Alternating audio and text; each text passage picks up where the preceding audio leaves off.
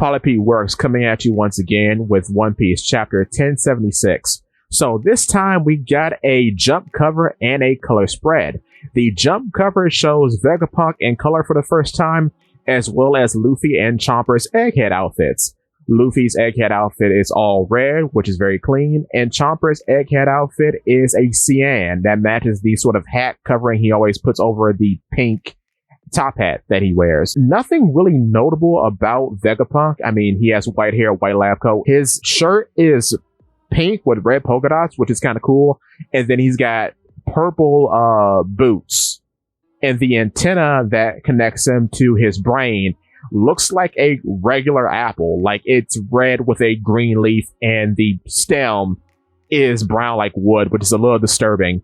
But yeah, the color spread is really cool because we see all the straw hats and street clothes. Everyone looking clean, everyone looking flossy. I find it very interesting that there is a stock refusal to draw Jinbei in something other than something that matches his classic silhouette, because every time you see Jinbei, he's never like in pants. It's always something that pays homage to his original outfit, and that something is most likely always patterned in some way. There's very few times in which he's not wearing something with a pattern. And like in this color spread, we don't even get to see him. We only get to see like a little cropping of his face. And then right below him, we have Frankie, and both of them are wearing these yellow shades with orange lenses, which are very cool. But, you know, as always, moving forward, we cover just some cliff notes of the chapter that I found interesting. So, one of the interesting things about this chapter is that we find out that S-Hawk has the Dice fruit. So, your boy was wrong about him having the diamond fruit from Jozu. Big L on my part. It's fine, but I find it very interesting that he is a master swordsman with the sword fruit, and Zoro makes note about this. And he has a flashback to Mr. One. So this is super interesting to me. Super.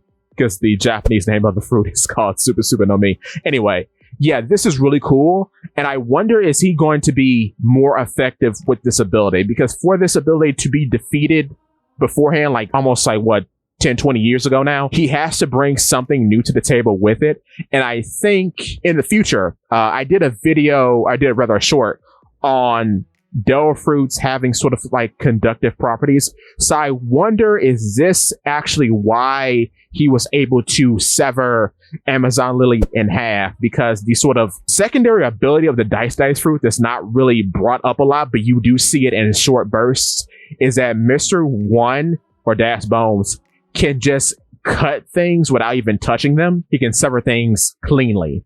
So I wonder, when Mihawk uses, or not Mihawk, S-Hawk, when S-Hawk used his sword to cut Amazon Lily in half, was he imbuing the blade with the ability of the Dice fruit, and that's why he was able to cut it so cleanly.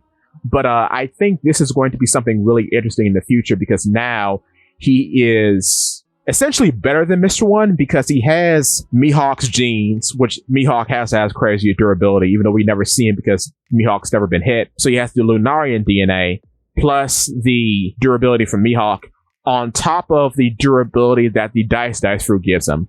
So he's got like 3 different tiers of durability. And I find it very funny that in Marineford, Mihawk knows who Das Bones is. So it's like you have this weird swordsman, non-swordsman character mixed with the genes of a weird swordsman, non-swordsman character in King. Because remember, both of these characters don't see themselves as swordsmen, yet they fight with swords, essentially. Both of them are then mixed in with the DNA of the greatest swordsman in the world. I find that hilarious. But yeah, he's very powerful, as he's able to do a Tempest Kick maneuver with a simple, straightforward kick. And that Tempest Kick like maneuver cuts through the ground with ease. So perhaps even the maneuvers that he pulls off retain the essence of cutting through things easily, just because he has a Dice fruit. And I want to say this happened to subdued degree in the Mr. One versus Zoro fight back in Alabasta, because there were times where it seems as though Das Bones just sort of swiped at the air and he managed to cut through Zoro and then cut through whatever was behind Zoro. So yeah, I do think there is some sort of conductive dice power at play here. So very cool. And we see that S-Hawk also has the weird green blood thing in his wrist. And this is the first time we've seen this from him. Also, what's very interesting is that we see the increasing pettiness of Lucy, which is a far cry from where he was in Ennis Lobby. In Ennis Lobby, he was just going to murder everybody. But now he has a very laser focused on killing Luffy first and foremost. I find that hilarious because we see this pettiness earlier on in the arc where he doesn't even recognize Luffy as a Yonko. I find that very funny. If you were concerned about Gear 4th being Dunzo, those concerns are completely subsided by this, as we see Lucy and Gear 4th bound man Luffy come together for a team attack of Six King Gun and Kong Gun. Very sick, very cool. We also see a new attack from Kaku. Don't know if we ever seen that before. It seems new to me, but I'll do some further research on that. I'll probably put an edit if that's an attack we've seen before. So yeah, they attack S-Bear and S-Hawk. Another very interesting point about attacking S-Bear, Luffy says he's sorry to Bonnie, even though she's not present, for attacking S-Bear, because S-Bear, of course, looks like Bartholomew Kuma, and that is what made Bonnie upset earlier on the arc, where they attacked the RoboCop version of a pacifista that was patrolling that part of Egghead.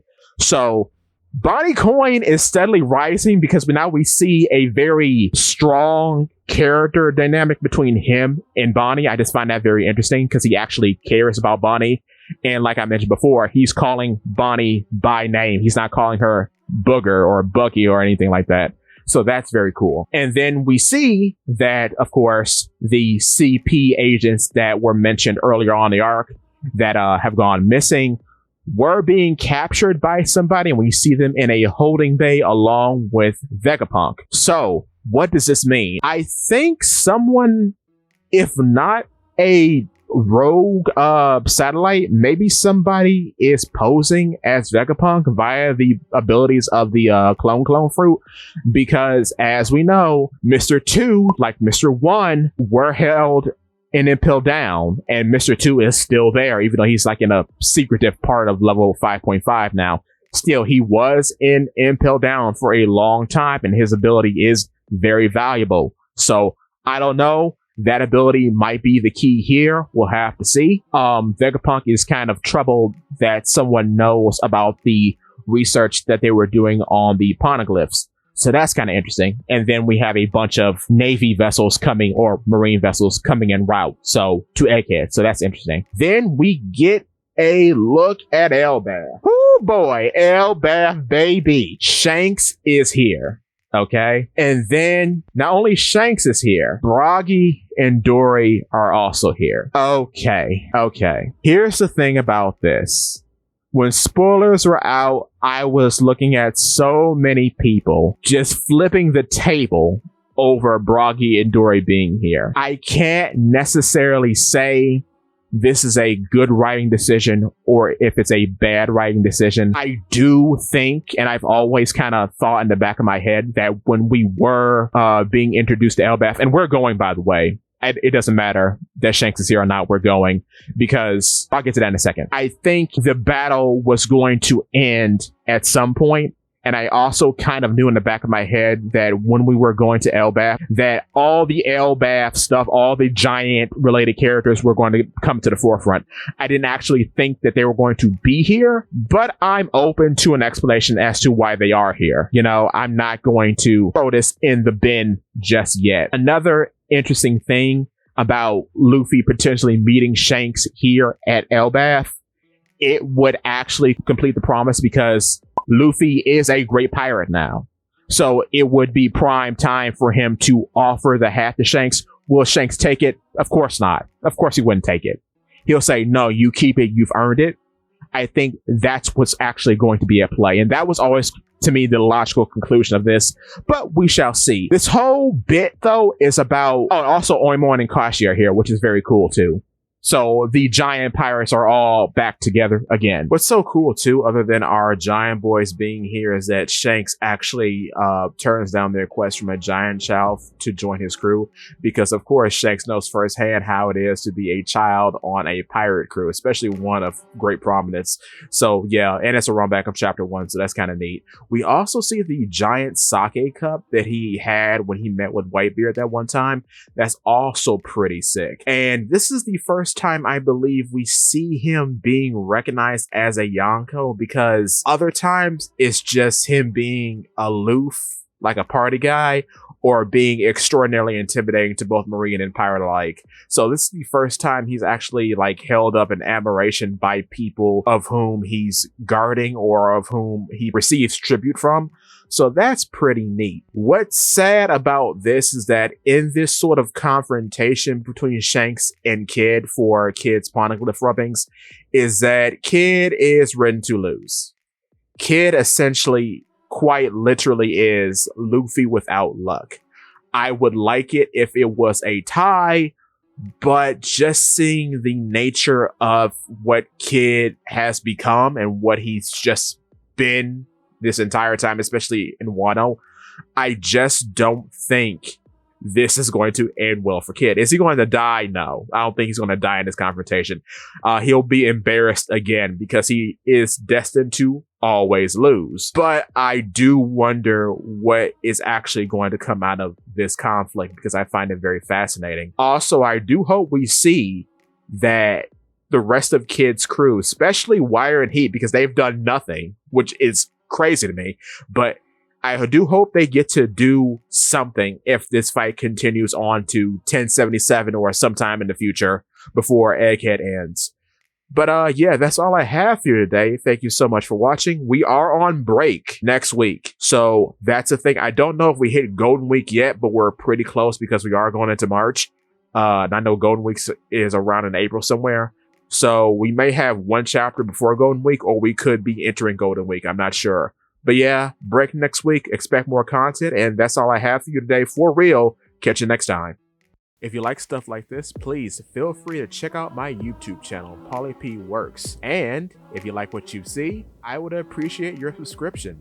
Thank you so much. See you next time.